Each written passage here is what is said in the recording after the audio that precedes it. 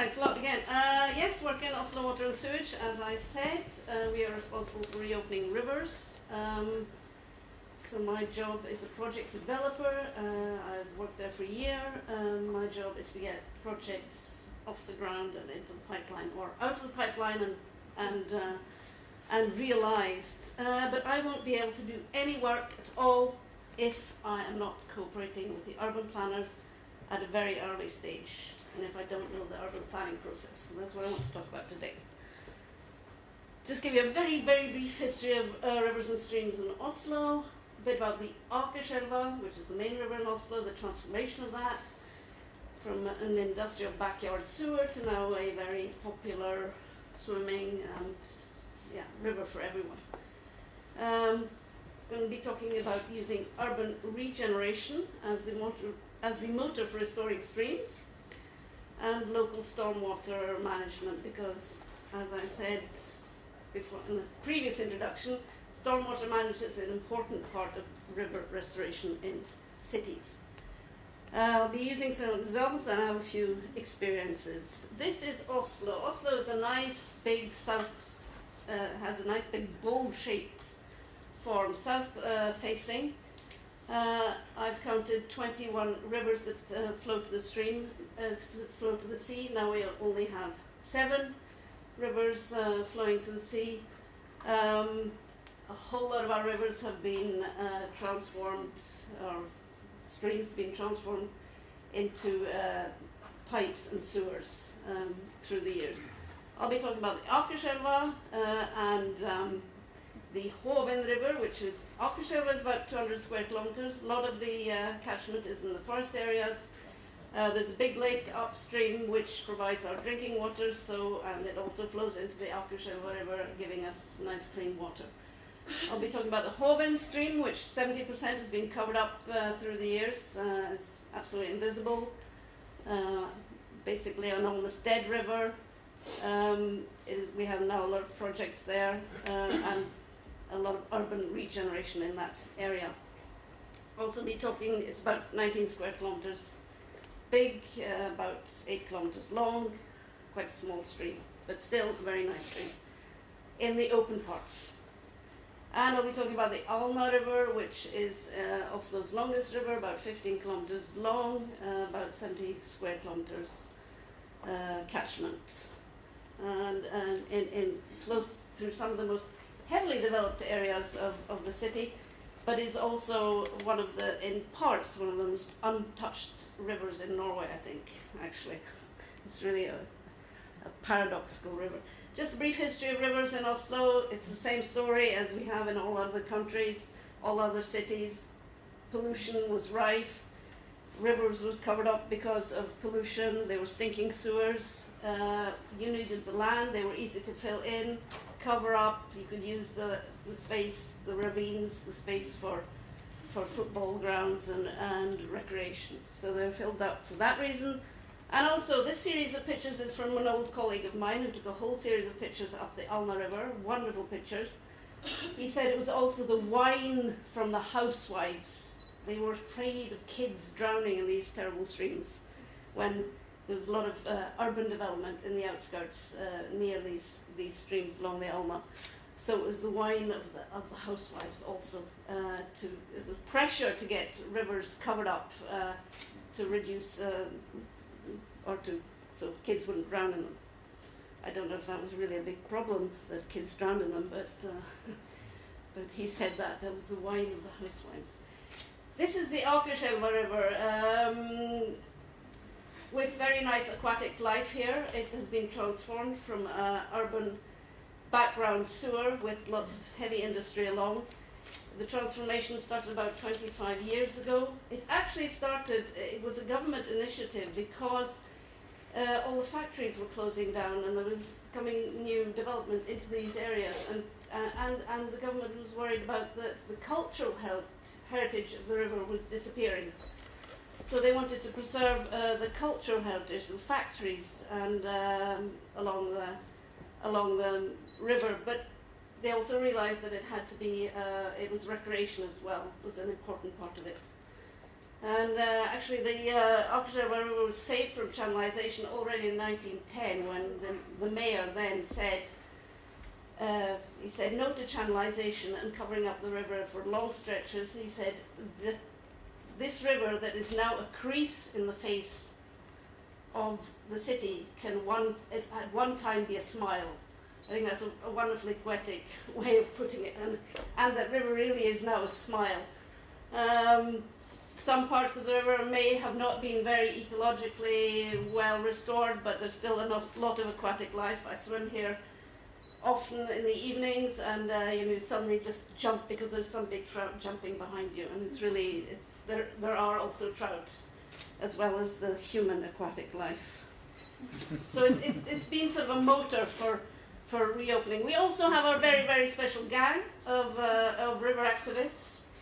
If you don't have any river activists in your own city, get one.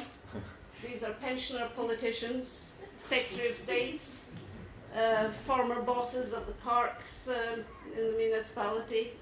They are really a very important river activist group for us. They know all the politicians. They know how to pressurize. They're pensioners, so they've got lots of time, so they spend lots of time pressuring us. So, get your own gang. They're fantastic.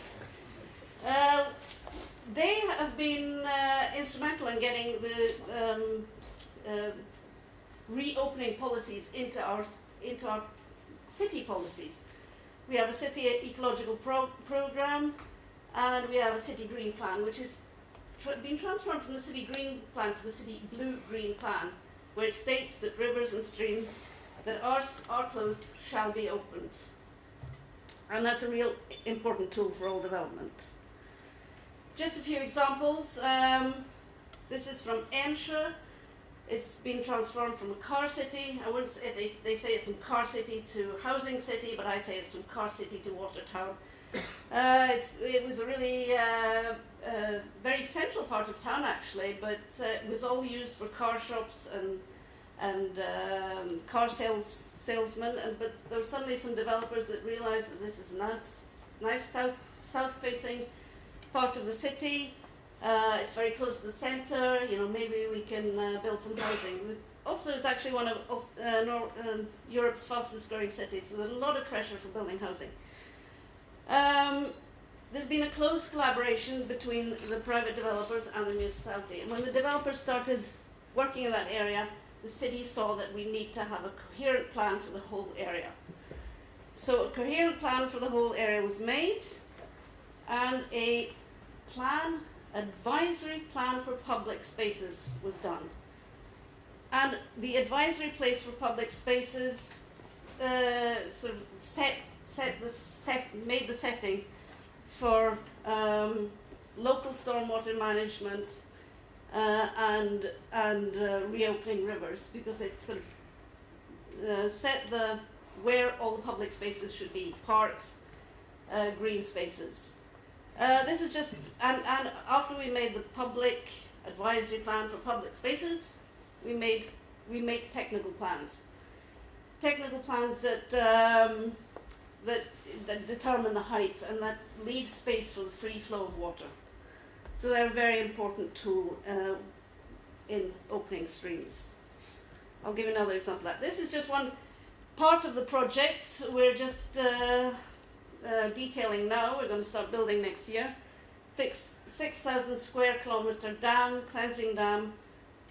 This is upstream of the stream we're going to reopen in the Ayrshire area, because the stream water is polluted by CSOs and other pollution. It's going to be a cleansing dam, and it's going to be used by the school for educational purposes. So it's a big project. Just another example of the field work we do with the planning and building. Right, 2 minutes. Another example of the planning, I'll make it, I think. We've done very nice flood route mapping. The planning and building have done very nice flood route mapping. The blue lines are the flood routes, and the red lines are the old streams. And we really see the flood routes. The flood route mapping is done by ArcGIS, AcFlow routine. There's a close, you see, close streams and flood routes almost always meet the same time. And it's used as a basis for these stormwater plans and technical plans, the flood route mapping, and also the map of old streams. The map of old streams, incidentally, was made by this gang of closed streams, by this gang of activists. And this is just to illustrate that it's really important to sit down with your architects and draw the plans. You've got to sit down together, you've got to get together over the same table and draw, you know, where the stream is going to be, where the stormwater is going to be, where the green infrastructure is going to be. And the picture down there is the Alma. It's a very untouched, meandering river. Beautiful. And you really don't find many lowland rivers that are as untouched as the Alma. It's a wonderful, untouched piece of land. There's going to be development along the corridors, but not touching the floodplain. Just another very short example of an advisory plan for public spaces that we've just finished. I'm very pleased. I got a swimming pool put on the front there. I'm impressed by the Austrian-German swimming biofiltration swimming pools that you have. So I've sort of said we can use this in stormwater management as well, and they put it on the front. And this was a very close collaboration with the developers in that area. Yep, so our experiences so far, rivers and streams need space, and water management needs space. We have to secure this early in the process, and we have to set down regulation rules early in the planning process. Otherwise you won't, you'll have a regulation plan for an area and there won't be any rules that you have to have open stormwater management and so on. Close collaboration within the municipality is really important, and also close collaboration with developers. And technical plans for reopening streams and stormwater management is really important. Reopening restoration projects are more easily realized with multi-purpose, obviously, brings more money into it. And get your own gang, active and knowledgeable. And if any of you are wondering what to do when you're pensioners, you know what to do. Start a river forum. And this is just from the Ensha area where we just started building the stream. This is not real stream water because we've still got to build the dam. We've let on drinking water just to keep the membranes of the stream wet, I mean. But it's a magnet for kids at once. So hopefully nobody will drown there, but it really is a magnet for developers and for kids, and developers are calling their projects the Hoven Stream project in that area. So it's really become a magnet for development, and hopefully it'll be a success story, that one as well. Right, that's it. Thank you.